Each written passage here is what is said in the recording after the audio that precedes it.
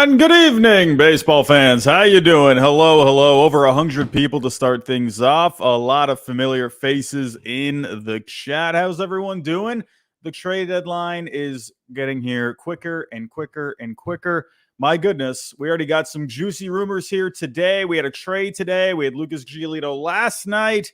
We're really starting to roll now, John. How are you feeling about the deadline fast approaching? I'm feeling good. I thought it was going to be a fairly boring deadline, but it's not. It's always more interesting than you think. Yeah, I mean, even if nothing major is happening, you're always still going to have the teams kicking the tires. That's what I've learned, on this channel for the last few years. People love the rumors. I'm telling you, I will stick with this. I think most people enjoy the trade rumors and the free agent rumors more than the actual season itself. I don't know. That's just my opinion. Maybe I'm wrong. I know there's people out there that probably prefer the actual season, but it's just funny how everyone likes to jump on the rumors and come in these streams during this time. It's always a fun time. Totally. But like, compared to after the deadline's over, it's kind of like, I don't know about you, but I get August is I'm taking, it's the dog days to me. And then it heats up again as the playoff races really kick in. But August is a little bit of a down period after the deadline. Right. Yeah, no, the baseball season itself, it's just waves. Right.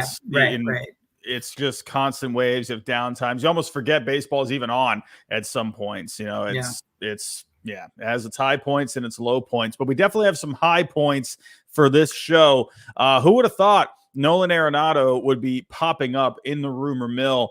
And we're really going to dive into that. Looking like the Dodgers are showing some interest. We've had some trades in the last couple of days. We're going to go over all of those, and we're going to go over all the rumors that are popping up in the rumor mill as of right now. So before we do get started, everyone, just letting you know, we are partners now with Underdog Fantasy. Go check it out. The link is down below in the description. If you sign up using my code HYDE, you get your first deposit doubled. So go check it out. They have daily drafts. They have pick'ems where you can go over unders. So go check it out. Make sure you play responsibly, of course. And hey, go see if you can win yourself a few bucks. I actually just won myself a few bucks last night. I'm just saying.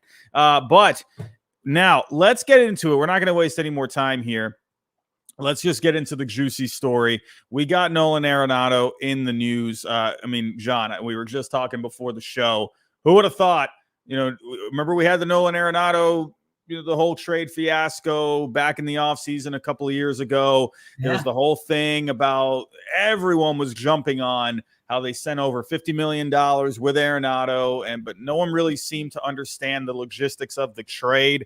So a lot of people were just jumping on that. Because remember, Arenado at the time had the negative value because he was having a lot of injuries, had the massive contract. So he was an underwater contract at the time. But here we are again, and we're going to dive into what is Nolan Arenado's value, and we're going to be looking at some different players that are popping up as well in these rumors. So let's go take a look here at the story.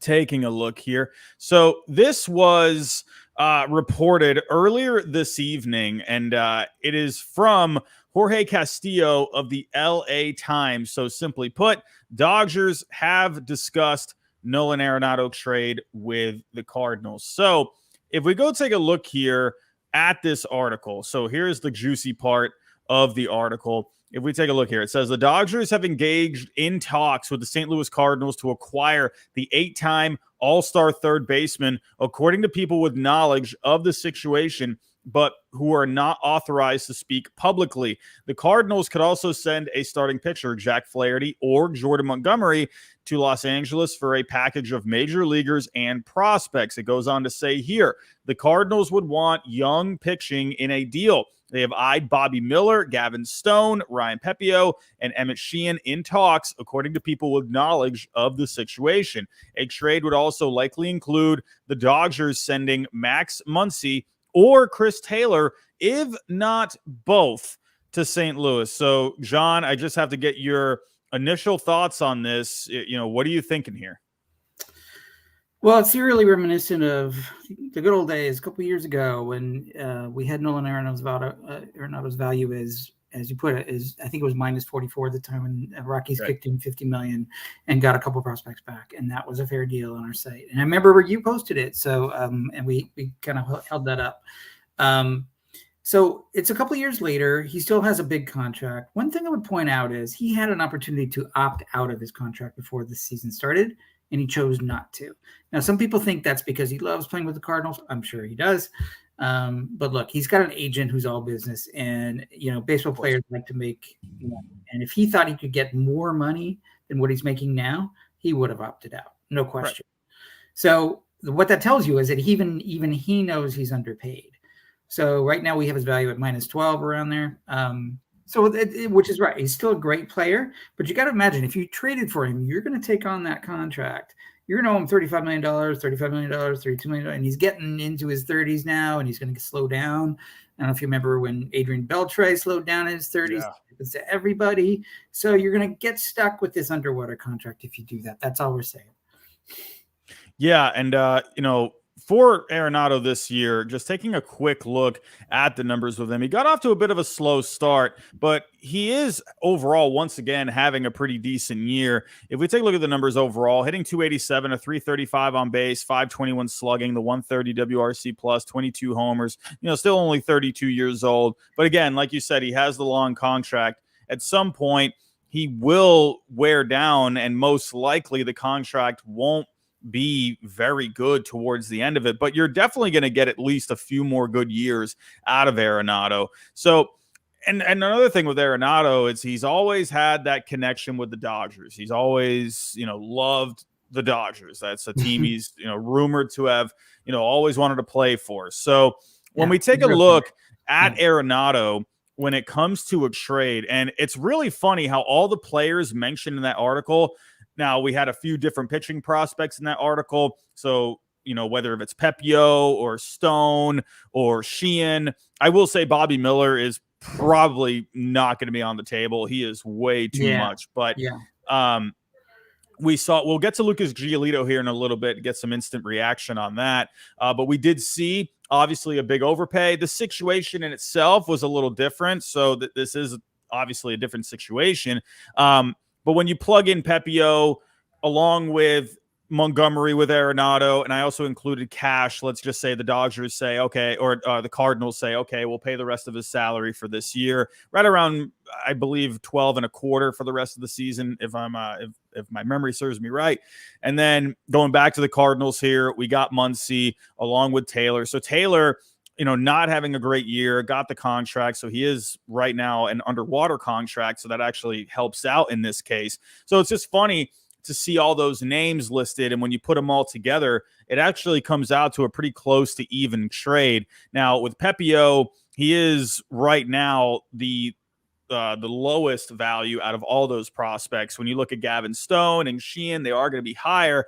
You could, if this were to actually go down, who knows if it actually will. It seems probably more likely not that if it's going to happen or not. But with Stone, with Sheehan, higher values, who knows? When it comes to trade deadline, you never know what can happen. Who knows? Maybe they throw in Gavin Stone instead of Pepio, and then that would actually make it not approved by the simulator. It would be a massive overpay. When you look at this trade, John, the way it's set up here, what do you think about it?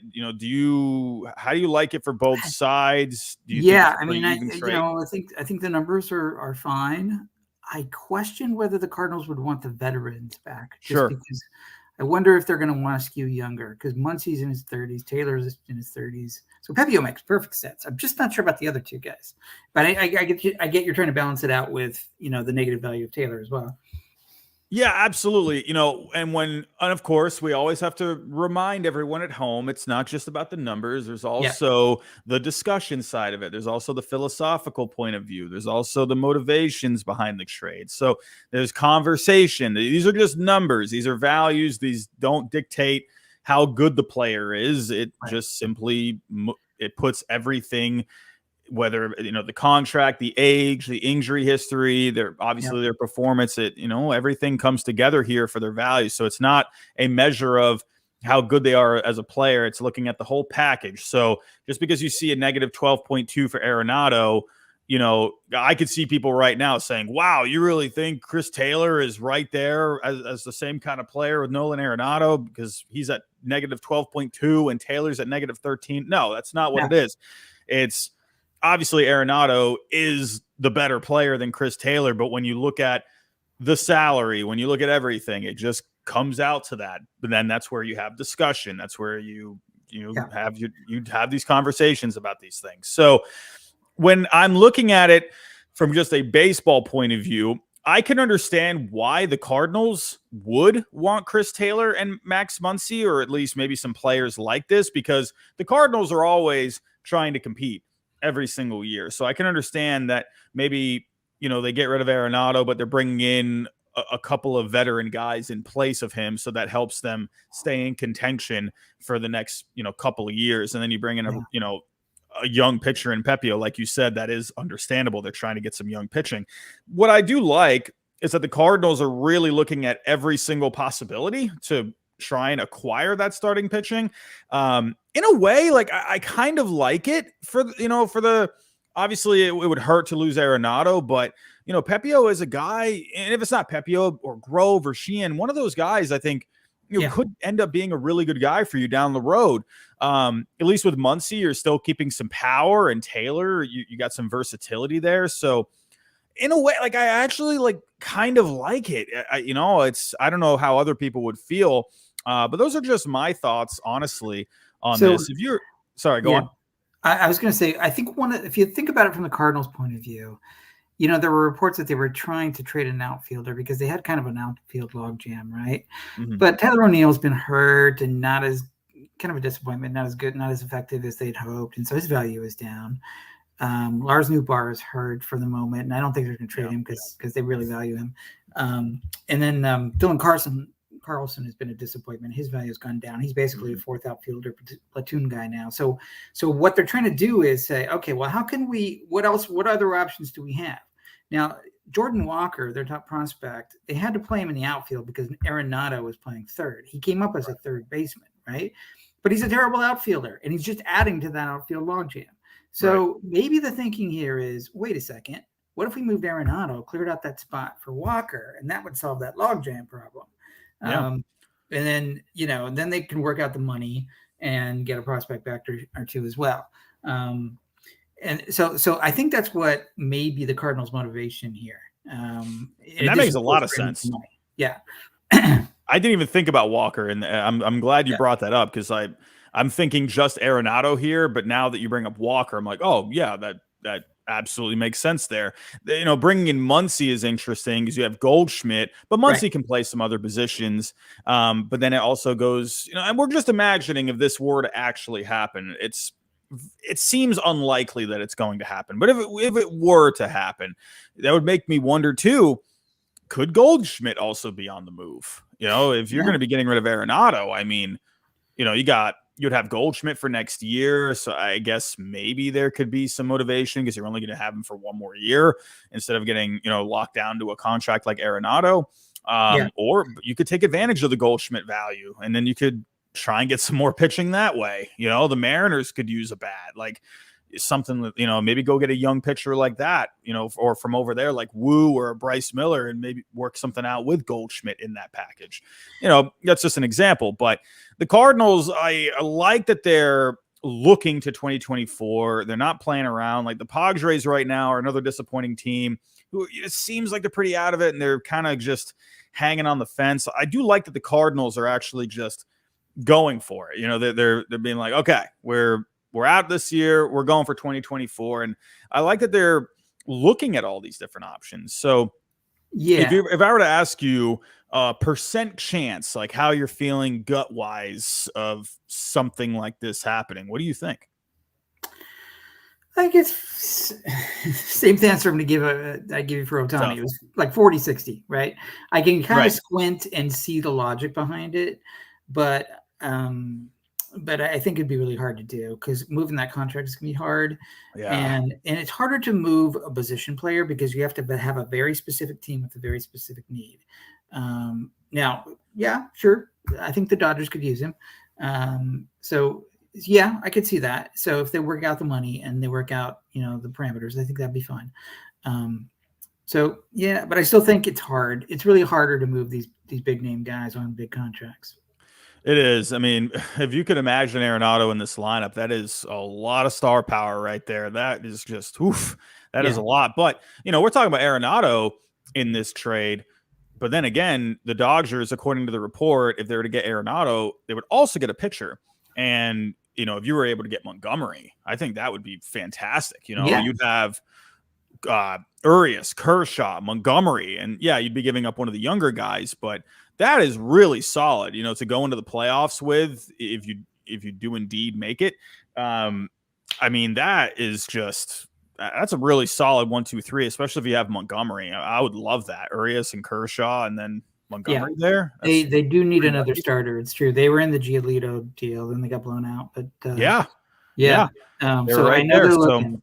Yeah, and because they can't go into the playoffs with, Grove and Sheehan, and I mean, there's these younger guys who are sort of unproven, and they think they want a more solid, established name. I think for that third or fourth starter. Yeah. So again, just looking at this trade one more time, I could. And also there hasn't been any cash like rumored or anything, but I would imagine, considering the values, probably some cash would have to be involved. I don't know. But when you do look at it, and again, these are the players mentioned in this article in the LA Times, it does make some sense. And if you're looking at it from the Cardinals' point of view, you would be getting, a power bat with Muncy. You would be getting a young starting pitcher. And then, Chris Taylor, sure, he's having a bit of a down year, but he's always someone you can count on to play multiple positions. And the Cardinals like players like that. They love, Tommy Edmonds been a guy for them. Brendan Donovan has been a guy for them. So kind of fits that mold. And, we'll have to just wait and see on this. I'm kind of with you. You're seeing a lot of people, someone on The Athletic, I can't remember who it was exactly, whoever covers the Cardinals part of The Athletic, she posted something, Arenado saying, remember he opted in because he wanted to be a Cardinal. It's like, come on, we need to get off all that. It's a business at the end of the day. It's like, I understand there's the emotional thing. I get it. But man, these players, it's like so much of it has to do with the money. And it's, but I honestly think if this were to happen, I wouldn't mind it. I actually would kind of like it. I know a lot of Cardinals fans especially would hate giving up Arenado because he's been a really solid player for them in the last couple of years. But for the Cardinals, you got to add some pitching. You got to add young pitching to this system. And I would like that if they were able to do it. So we will just have to wait and see what ends up happening. But we do have some actual trades to get to. And we've actually had quite a few over the last few days. Nothing blockbuster, well, minus the Lucas Giolito one. We'll get to that. But other than that, we've had kind of little ones. We've had, bigger names like Kike Hernandez, but not having a great year. Going back to the Dodgers, talking to the Dodgers. So let's kind of just roll through these.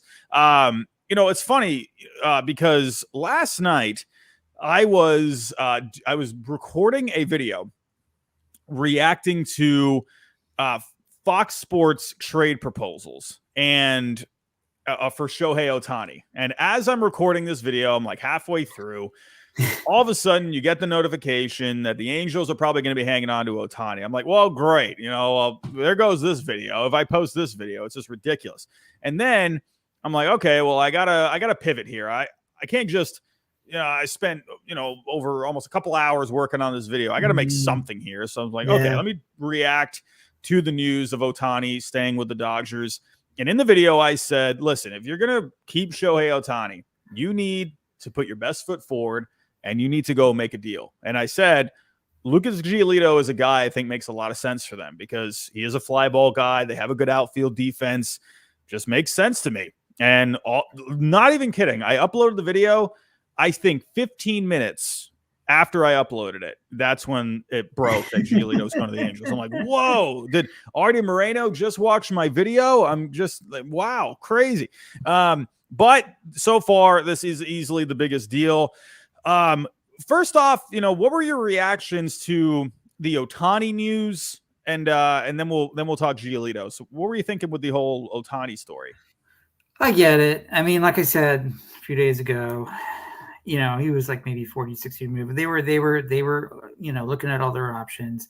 But at the end of the day, it comes down to Artie Moreno, the owner. He's been notoriously sort of involved in big baseball decisions. This is his team. You can't blame him for doing that. But he tends to kind of put his nose in there, and he is the ultimate decision maker. And he just didn't want to give up Ohtani. And I think he was afraid of the optics. He was afraid. I'm afraid it's not the right word. He just like, I don't want this to go down in history as I'm the guy who traded Ohtani in a record-setting year. However it turns out, he's a future Hall of Famer most likely.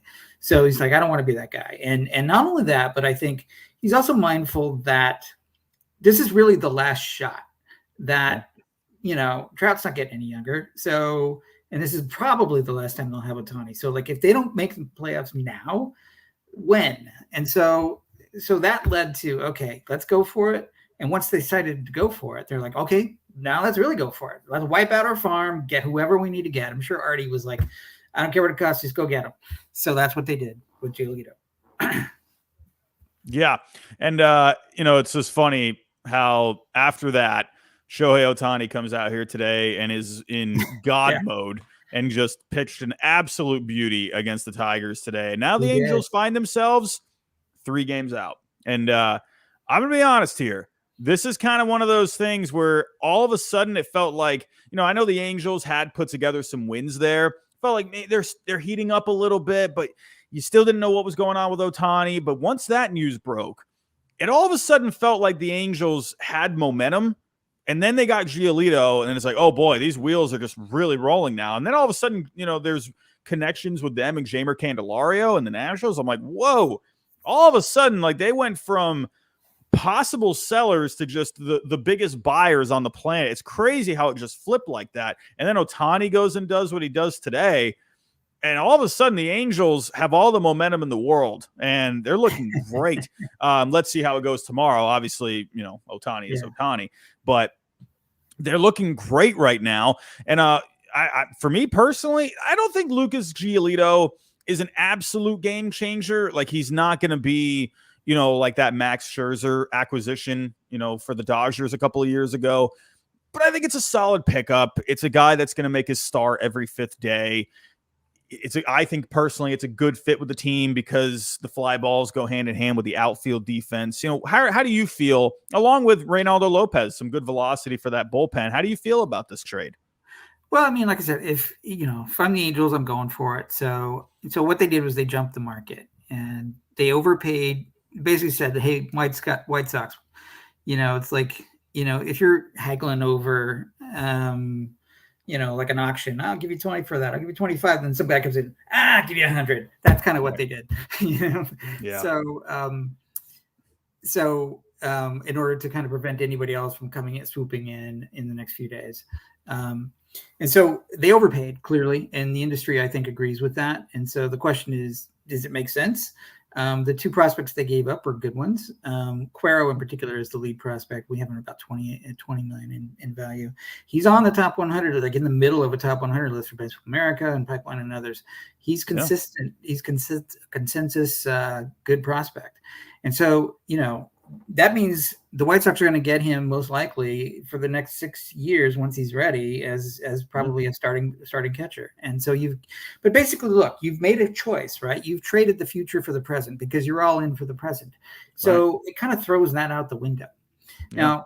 Now, from my site's valuation perspective, what I've always said is it's a bell curve, right? And so most of the trades fit in the middle of that bell curve and they're just fine. And then there's a couple are a little off here and there. And then there's like an outlier. And it seems like every year there's an outlier. And that's normal for bell curves. And so somebody just says, okay, fine, I'll overpay for this.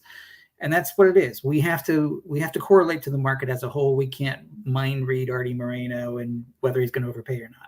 We just have to assume everybody's rational, and it generally works out. But hey, this was an outlier. It was an overpay, and they seem to want to go for it. And I can't blame them for doing that. White Sox, I'm like, yeah, sure, I'll take that. Yeah, and the Angels, they knew that this was a lot, But what I also like about it, and this is another thing, and obviously the numbers are great. Obviously, baseball trade values is a fantastic resource out there. But I've said it a million times. When it comes to all 30 teams in the major leagues, it's simply just impossible for it to be the end all be all, because you're going to have different motivations, different philosophies, different point of views, different timelines. And in this moment, it makes sense to do an overpay like this. So it's if you're ever going to do something like this, I mean, this is the time, because you want to keep Ohtani, as you want to keep him for the long haul. And if you want to keep him for the long haul, you got to win. You got to make the playoffs. He wants to win. And with Edgar Quero, you already have Logan O'Hoppe there. So it's like, right. You're really even going to need him? And, Kai Busch, I mean, if you look at all the pitching that they have, I mean, they have if you look at their starting pitching depth that they have right now, it's so much. It's like, how many starting pitchers they got? Like 20? Yeah, I mean, but it's quantity over quality, right? So from a quantity standpoint, yes, they can afford to lose one. They were kind of in a position to make this move. And if you're going to be aggressive, here you go. Like, this is your chance. And it'll be interesting to see what the Angels do. Again, I mentioned Jeimer Candelario. I think that could be a good fit for them. Who knows what's going on with Anthony Rendon? You just DFA'd Jared Walsh today. Yeah. So that could make some sense. Another bullpen guy. It's very interesting right now with the Angels. And if you're an Angels fan, you got to be feeling very good at the moment. So taking a look here, let's move on. We had another interesting one. A pair of former Mets switching back and forth. We talked about the Dodgers, and they decided to give up on Noah Syndergaard. And in exchange, they are getting Amed Rosario. This was, I think, more of like a fun trade to talk about, because obviously they were both Mets, and everyone just loves to laugh at the Mets. So it's, it is what it is. Noah Syndergaard, coming back from injury, has not had a good year. Amed Rosario, he's having a pretty down year, but he hits lefties pretty well. So, I could see, with Syndergaard, it's giving them a veteran guy. I guess this was accepted by the model as a minor overpay. My initial reaction was, okay, it's fine. Rosario is someone that, because the Dodgers, it looks like they're trying to improve in any little way that they can. And we'll get to Kike Hernandez here in just a little bit. But Rosario is a guy that can, be a bit of a platoon bat for them, give them some offense from one side of the plate. And then for the Guardians, it's a veteran guy, Noah Syndergaard, and the Guardians have done pretty well getting pitchers back on track. So I was okay with it for both sides. What do you think? So, the Dodgers have been saying, oh, yeah, we're going to be in the market for a right-handed bat. Then they get Kike Hernandez, which is the only thing he does well right now, is kind of sort of hit left-handed pitching from the right side. Yeah. But then they go out and get Amed Rosario, who's basically the same thing, bad at defense. The only really thing he does that's slightly above average is hit right-handed, hit lefties. So okay. And now with the Arenado room, it's like, really, how many right-handed bats do you need, Dodgers? But maybe it's just sort of like, okay, well, at least let's get these two guys. I know they're not stars, but they'll raise the floor a little bit. We can at least platoon them a little bit. Maybe that's fine. So I thought it was a fine deal, just like you said. So certainly from the Dodgers' point of view, because Syndergaard was obviously on the outs, and they he was done there. But from the Cleveland point of view, I think it's because they lost Bieber, and they basically have 3 rookies in the rotation. They're not totally out of it yet. So it was basically like, all right, well, they were probably shopping Rosario, and he's, a below average hitter, below average defender.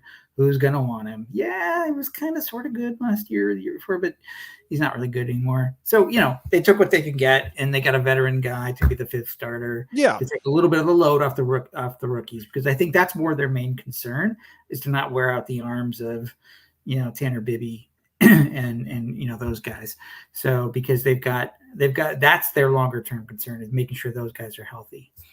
Yeah, and for the Guardians too, like you said, Rosario is going to be a free agent. There was really no reason to hang on to him, because you have Arias and Freeman, coming up now, and to me it was like, why not, and get some pitching for the stretch run. There's really no reason to hang on to Rosario at this point if you weren't going to sign him. So in the end, I was okay with it. It also makes me wonder, because, the Dodgers, they have been starved for starting pitching this year. A lot of injuries, but Syndergaard is on his way back. I'm still trying to decide, is that the Dodgers they really just didn't want Syndergaard anymore? Or is that possibly they might have a corresponding move, right? To maybe another starting pitcher could be on the way, to where they felt like, okay, we don't really need Syndergaard. I'm not really sure. Maybe a little bit of both. So maybe a little bit of both. They are getting Walker Buehler back at some point. Yeah, that'd be late. We'll see how he does. He might need to shake off some rust, most likely, and be on an innings limit. But he's Walker Buehler, and he's been there, so that's a possibility. Yeah, so it's going to be interesting, and it's it's not surprising at all when you look at them giving up on Syndergaard, and then they're connected with the Dodgers for Arenado, and then you could possibly get a Flaherty or a Montgomery back in that deal. And they were connected with Giolito as well. It sounds like you've been seeing the Dodgers popping up a lot so far. You've been seeing them connected with different players. You've already made a couple of moves. I think the Dodgers, they're making a lot of retooling moves right now, and I don't think this is the end for the Dodgers. Even if it's not Arenado, it seems like they're going to do something. The other thing is they were always rumored to be saving up money for Ohtani. You remember in the offseason, they didn't really do all that much. Yes. With the rumors being, well, they're saving their cash for the big Ohtani play this coming offseason. And I think there's probably some truth to that. So, but here's the thing. If you traded for Arenado, you're taking on a big contract. And then I don't know how much money you got, I haven't looked at the books that closely, but the Dodgers typically they run a high budget, but they don't do it irrationally. They generally don't like underwater contracts. So the question there is, they're clearly sniffing around for somebody to help them because they want to make sure they go far in the playoffs, right? It looks like they're going to get to the playoffs, just a matter of question of how far they go. Yeah. So their whole concern is who can get us through October, right? Right. And so they're looking for guys who are veterans who can kind of help win that, if you were looking at Yes. I'm looking at the payroll right now, and that is funny that you mentioned that. Arenado obviously is a big contract. They do have a lot coming off the books. You got Kershaw coming off the books. You just brought in Kike Hernandez, but he's coming off the books. JD Martinez, David Peralta, Miller, Nelson, Hayward coming off. So even if you were to add Arenado, it makes me wonder, because it does seem like Ohtani is the goal. It's people, that seems like the best bet for a lot of people, that Ohtani ends up going to the Dodgers. He could very well end up staying with the Angels if they can actually make the playoffs. So, but if you were to add Arenado and you got all this money coming off, it doesn't surprise me that it wouldn't surprise me if they would obviously still go after Ohtani. So they could fit 4 bigger contracts like that. So yeah, we'll have to wait and see how this turns out. But we also had another trade here. We were just talking about Kike Hernandez. I'll give my initial thoughts to it. I love Kike. He's been a great clubhouse guy. He's been extremely funny. I've really enjoyed following Kike Hernandez for the last couple of years. Just seems like a really good person overall. And an incredible postseason in 2021. Absolutely fantastic. I went to one of the playoff games in Tampa, and this guy was out of his mind. It was crazy. And then, he started having the injuries last year. I think putting him at shortstop this year, I think that got into his head a little bit. He wasn't playing well out there. I've noticed that with players when they are playing a different position, it just always seems to affect their bat all the time. Like, I don't know if that's just me or if that's an actual thing. I don't know. But it did seem like it was affecting him. It seemed like he was kind of losing his confidence a little bit. You weren't really seeing that same goofy player anymore. You were just seeing like a very tense guy. There were, all these post-game interviews with him. It was just, he always just seemed pretty somber. And they gave him every chance to really get it going. And again, shortstop was a really tough position for him. He was definitely a really good center fielder, but it just wasn't working. So not surprised. I do think in the end it is the best move, because the Red Sox have all these other guys that are, playing now. Pablo Reyes was coming back. You're going to have Trevor Story coming back. There's really no reason to hang on to Kike Hernandez, and the outfield is set now. You got Duran out there, and obviously Duvall as well. So there's really no need for Kike Hernandez anymore. And in the process, I actually tweeted out, because we hadn't learned who the guys that were coming back. And I tweeted out, I'm like, hey, I would love Nick Robertson. This guy's having a really decent year in the minor leagues. He's a higher prospect. Baseball America, he's in the top 30. Fangraphs, he was number 50, I believe. And then all of a sudden, hey, Nick Robertson was announced. I'm like, okay, that's what I'm talking about. This guy's got really good stuff.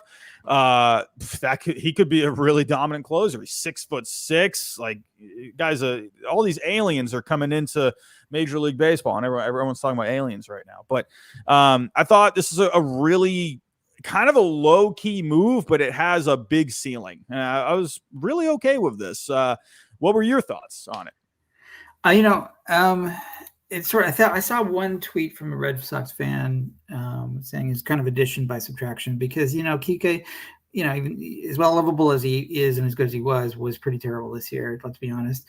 He wasn't hitting much. He was playing bad defense. And so like the Red Sox are getting serious. Like, okay, it's time where, let's cut the chaff here. So I think that's what they did. And, and that was the main motivation because, you don't want a negative WAR player. Right.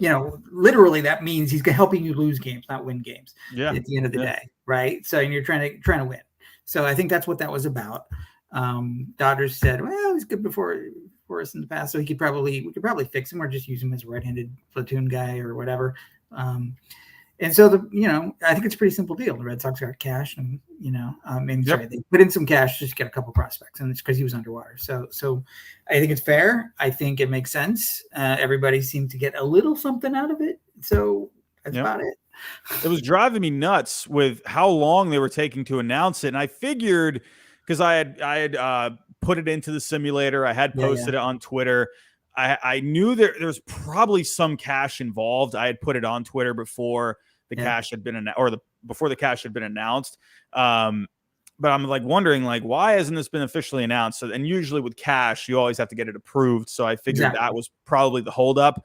Right. But even without the cash, it would still be accepted. So yeah, I'm very happy with this deal. And Chaim Bloom, everyone keeps doubting the man. All of a sudden the Chaim haters are nowhere to be found. I don't know where they are, John. I don't know where they are. Yeah. And I just want to add one point to that cash point. So whenever trades are announced, once the players involved are notified, the journalists pick up on that. Oh, it's this guy for these guys or whatever. And so everyone thinks that's the end of the deal. And all those of us who run this site, it's like, well, wait a second, there might be some cash, but sometimes we have to wait an hour or two or three. That takes us a long time. And we don't send the tweet or put it up on site until we get that final. In other words, it has to get, because any cash involved has to get approved by the league, like you said. And so we have to wait. So meanwhile, everybody's analyzing it. Oh, I'm grading it today. I'm grading C. They all think it's done. And we're sitting here going, wait, it's not done. So I just want to point that out. Yeah, I was more excited about the players. Obviously, as a Red Sox fan, I was like, okay, who are we getting? Overall, very happy with it. Let's move on here. We had a pretty low-key trade. This one, to me, this was really weird when I first saw it. The Twins getting Dylan Floro and going to the Marlins, Jorge Lopez. Jorge Lopez was a big arm at the deadline last year. Everyone was like, why are the Orioles trading Jorge Lopez? Guy was having a great year. I thought that was a great pickup by the Twins. But now both of these guys, they had good seasons last year, but they're not having great seasons this year. Really, my overall thought process on this is it's just a change of scenery kind of a move. Like Dylan Floro has good advanced numbers. When you take a look at the FIP and the XFIP and everything, he's doing pretty well there, but the surface numbers aren't looking very good. While Jorge Lopez is simply just not having a good year, but he has another year of control, and the Marlins have a reputation for getting guys back on track. So to me, it just seemed like a change of scenery, kind of a move in the end. And I can understand why Floro had the $1.2 million value, because those advanced numbers do look good. So I'm guessing that was your thought process as well. Yeah. I mean, we're just pulling numbers and, and we usually we find that the more advanced statistics are more predictive, especially for relievers. You really can't look at ERA for relievers, for example. It's way too noisy. They come in with guys on base. They leave it with guys on base. It's very messy. It's not a real stat. So you have to look at some of the underlying stuff. big fan of ex-WOBA. We look at the leverage indicators and that sort of thing and how their team is using. So all of that is kind of a cocktail that we figure out for relievers. And by the way, our reliever model, we fixed some of the kinks out of it, and I think it's much more accurate than it used to be. So these reliever trades seem to be going pretty well. So that's a good test. Good. Yeah. As far as I think it was just a change of scenery team for both guys. I think the Twins wanted a little bit more consistency than they were getting from Lopez. Miami gets an extra year of control, so they figure, all right, we've had some highs and some lows. When we get the highs, give them a little time. I think fine from both sides' point of view. Sure. But yeah, we got one more, and then we'll get to the rumors. I know everyone's waiting for the juicy rumors, but we had Carlos Santana, who's having an okay bounce-back year for the Pirates, heading to the Brewers. In division trade, and then going back to the Pirates, you got shortstop prospect Johnny Severino. Again, a low key deal for the most part. Santana's having a bit of a surge again in the power numbers. So for the Brewers, I can understand why they would want to add a guy like that. Their offense has been pretty anemic. I feel like someone like Jeimer Candelario would have been a better option, but the Brewers, they tend not to really make the big splashy trades unless it's CC Sabathia back in 2008. So overall, I guess I'm okay with it. I think Santana will give you a little bit of production. What are your thoughts? Yeah, and it's a pretty simple trade. I mean, I was interested. I think one of the Pittsburgh journalists said, there wasn't a whole lot of interest in Santana, so they just kind of took what they're going to get. We've found that veteran first baseman, generally there's not a huge market for them. But the Brewers keep circling these guys through. They traded for Rowdy Tellez a couple years ago. They've had numerous. They've had Voit there for a while. They can't seem to find a permanent solution at first base in Milwaukee. I don't know why. Yeah. So in the end, hey, you get a shortstop prospect. Yeah. Never hurts to add a shortstop prospect into your system. Right. So, all righty, we are caught up now on the trades, and so let's start diving in to some other rumors floating around. Obviously, Arenado was the bigger story tonight, but we do have some other stories out there. And we have an old friend, old Red Sox friend, Eduardo Rodriguez is in the news. I'm still not completely sold that Eduardo Rodriguez is going somewhere. I'm not sold on it until I actually see it. I'm not sure if that makes sense, but yeah. I don't know. Like I'm just still convinced that the Tigers would like to hang on to him. I don't know. That's just I would, if I'm the Tigers, I would, and maybe it's just Red Sox bias. That could be it. I don't know. He's having a good year. So I guess we'll just have to wait and see, but he is getting a lot of interest right now, according to Mark Feinsand on MLB.com. The Rangers, the Rays, the Reds, the Phillies, the Diamondbacks, all these teams looking for some starting pitching. No surprise to see Eduardo Rodriguez. I guess the quick question is, obviously, we know he's having a really solid year with the Tigers. We know the Tigers are probably not going to be in it this year unless they just win like 10 in a row and maybe they're back in it. I guess what is your stance on Eduardo Rodriguez on the likelihood of him getting traded? So this is a really complicated case, as we've talked about before. He is on paper, he's good enough that he's probably going to opt out of his contract at the end of the year. So he's effectively a rental. And so that's why these teams are interested, because he's not going to cost that much as a rental. Yeah. And further, if he doesn't opt out, you're saddled with some risk, which gives, I think, teams, especially these rational teams, some pause, because he's had some issues in the past with injuries and off-field stuff. So, you're like, is that a good thing or a bad thing? And it's hard to say, And so where we've played it, it's just like, okay, we think he's going to opt out. And so we're just treating him like a rental. And sure. And I think that's probably the safest road to take. So he's got some surplus value, not a huge amount, but enough. I wouldn't be surprised to see an overpay, but those risks kind of temper that. I think so. Yeah. Giolito I could see because it was a clean thing. He's just a pure rental. There's no baggage. Yes, there's some possible baggage here, which I think will give teams some pause, and they may not want to, go crazy over this one. Yeah, and I also saw another comment. I believe it was in the article with Mark Feinsand. I could be wrong, but I saw that an executive in Major League Baseball said it would probably be best for Eduardo Rodriguez to not opt out of his deal. Maybe that has to do with the baggage, maybe because, teams are looking at him, the possible risks. He's had a couple of health things. He had whatever was going on off the field last year where he basically disappeared for whatever. So I wonder if that could also carry with him into the offseason, and getting a bigger deal. He's in his 30s now. So I thought that was interesting that there was an executive out there that said it would probably be in his best interest to not opt out. I'm pretty sure I read that correctly. I could be wrong. Well, it's kind of the bird in the hand, right? Like, he's guaranteed some money. So if you don't think teams are going to give you that much more, then you will stick with it, just like Arenado did. But right. But then I could also understand where he would opt out, right? And obviously starting pitching is starting pitching at the end of the day. We'll just have to wait and see here, but no surprise to see these teams, looking, Lance Lynn has been connected with the Rangers as well, and the Rays, still the Dodgers, obviously they've been connected with him as well. So no surprise that these teams are looking. Honestly, I would love the fit of the Diamondbacks. I really hope they get a starting pitcher out there. I feel like they need someone. I feel like Erod would actually be a really good fit in that rotation for them with Zach Gallen there. Yeah. So I have to wait and see. Also, Eduardo Rodriguez, got the Phillies there. Dave Dombrowski, that Red Sox connection, maybe. So point. There's always something there. But taking a look, let's move on here. Let's talk about the Padres. So, with the Angels, we talked earlier, that we were at one point where, okay, what are the Angels doing? And now we obviously know what they're doing. The Padres are still a little uncertain here.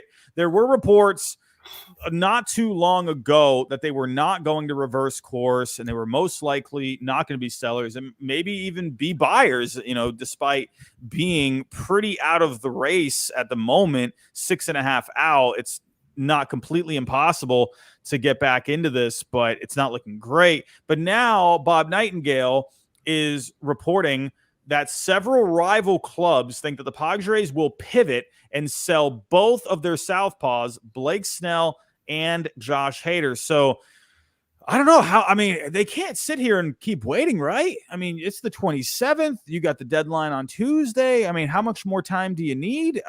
I'm not sure what the Padres are doing here. I'm almost kind of wondering if they're waiting to see if they get blown away. Maybe they're using this as if it's just like a leverage play.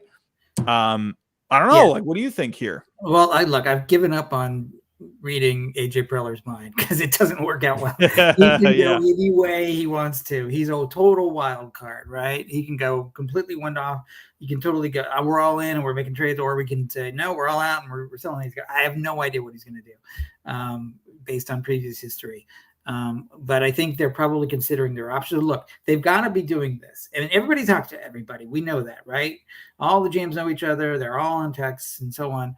They're like, hey, what do you think of this concept? What do you think of that? Most of the time, it doesn't go anywhere. But this time of year, journalists sniff it out. Like, oh, somebody's talking about this. Somebody's talking about that. And so it could just be that normal noise. But it's probably the Padres were like, okay, if we are going to sell, let's put some feelers out. Okay, and let's start taking some offers. We don't know. We may not be that we're selling, but let's just get some interest here, get some idea. And then I don't know if you saw this, but just before we started the show, there was a report that they might be listening on Soto now too, which is another indication that it doesn't mean they're selling. The Soto news. Yeah. Wow.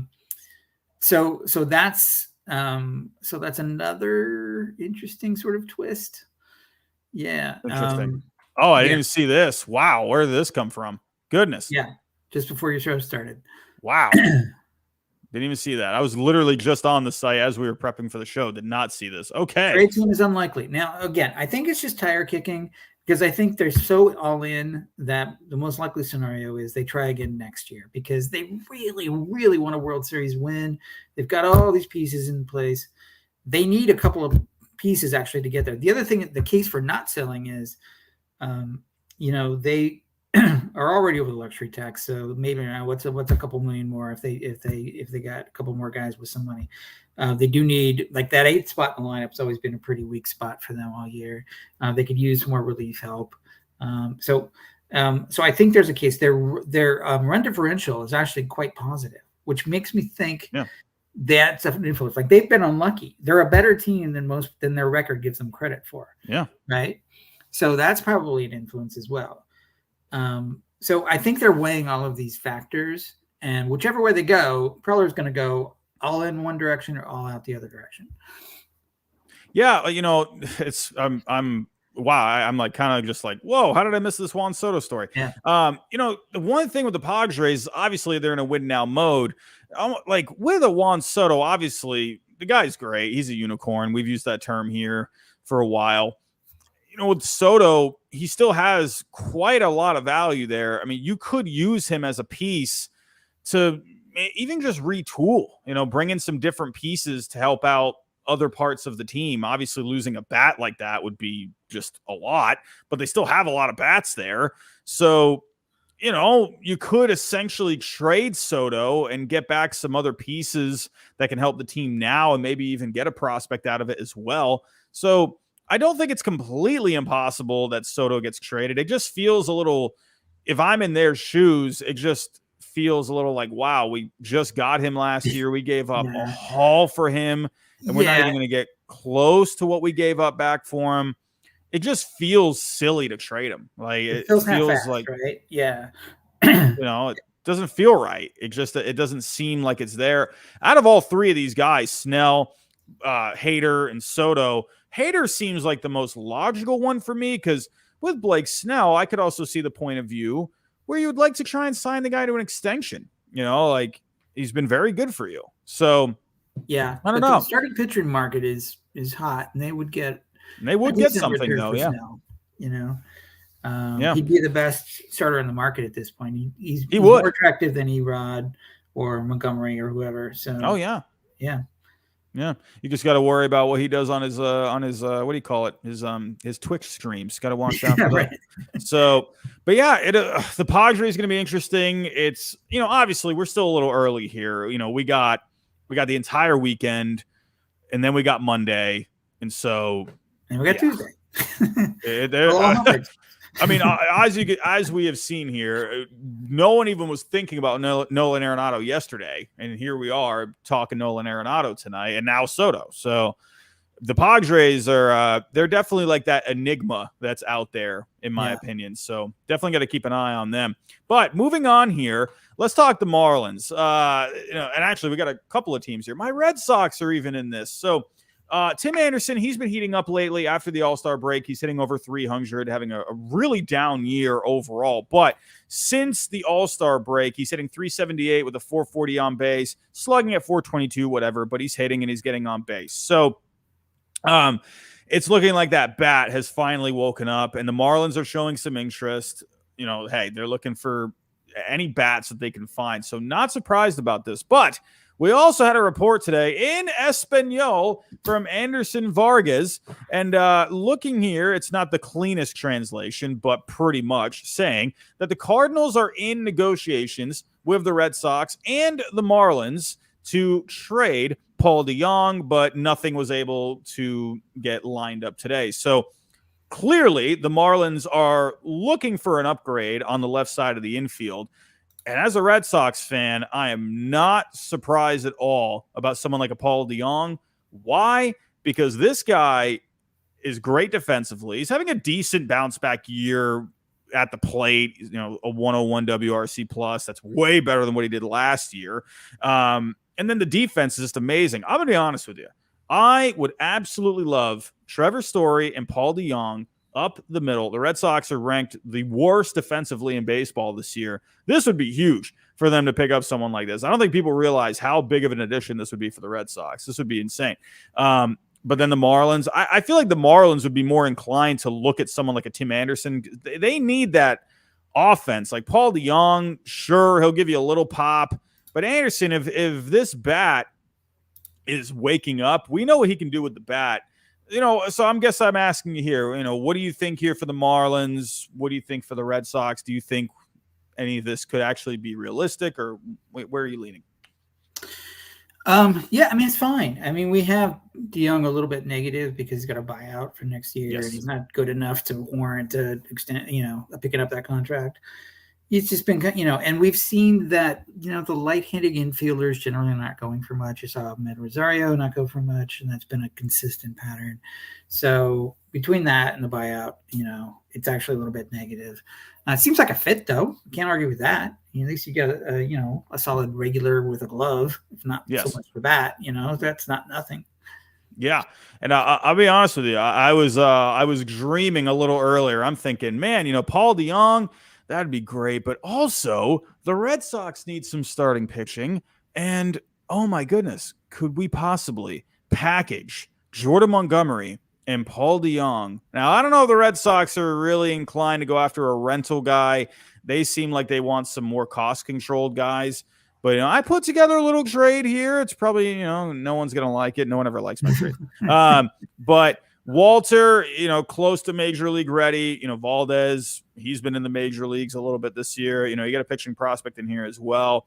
I'll be honest with you. I would absolutely love if they got these two together. I would love DeJong's defense. Montgomery gives us an arm down the stretch.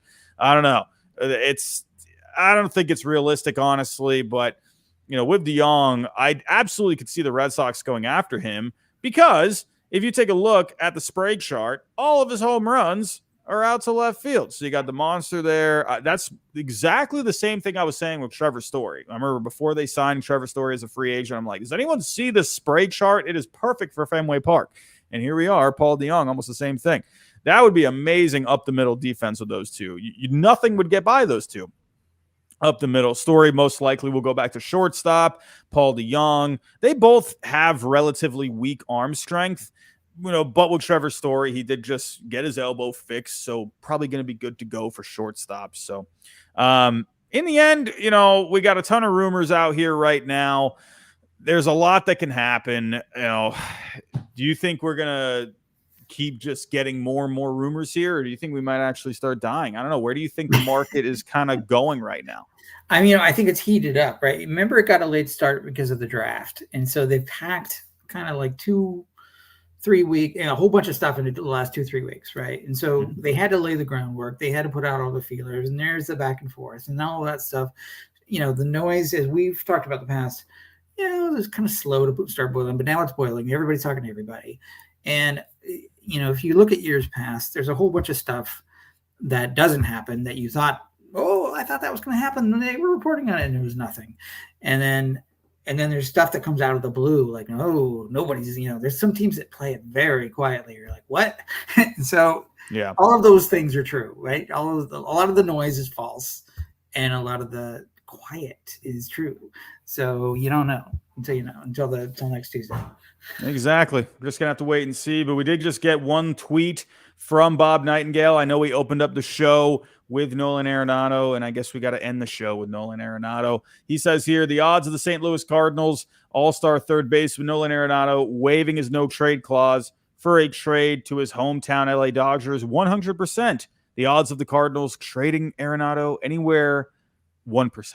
So I guess maybe we might have our answer on it. Like we said, we weren't really sure if it was more likely it was not going to happen. But what it does tell us, though, yeah, sure, maybe we won't get an Arenado trade, but it's telling us that the Cardinals are out there, they're busy, they're looking to make moves. So that's what it does tell us, is they're even getting to the point of getting creative to possibly even talk about Nolan Arenado. So sure, probably not going anywhere, but we think the Cardinals they're going to make some kind of moves here. So, but John, I want to thank you for joining us today. I appreciate you. We're going to get in some more trade talk at some time this week. It's only going to keep heating up. So everyone, if you can, hit the like button on the way out. Don't forget, we are partners here with Underdog Fantasy. On the screen, you will actually see a QR code that will bring you right to the link to sign up, and then you get your first deposit doubled up to $100. Don't forget, we are partnered here with SeatGeek as well. Use my code HYDE for both, and then that's how you can get your deals. Everyone, thank you for stopping by. If anything does happen, I will go live at some point. I had to go live at 12:30 last night, John, for Lucas Giolito. I was about to go to bed, and then all of a sudden, here we go. So those West Coast people, man, they just, I don't know how, I can't do it. But everyone, have yourself a great night, and we'll talk to you next time. Bye.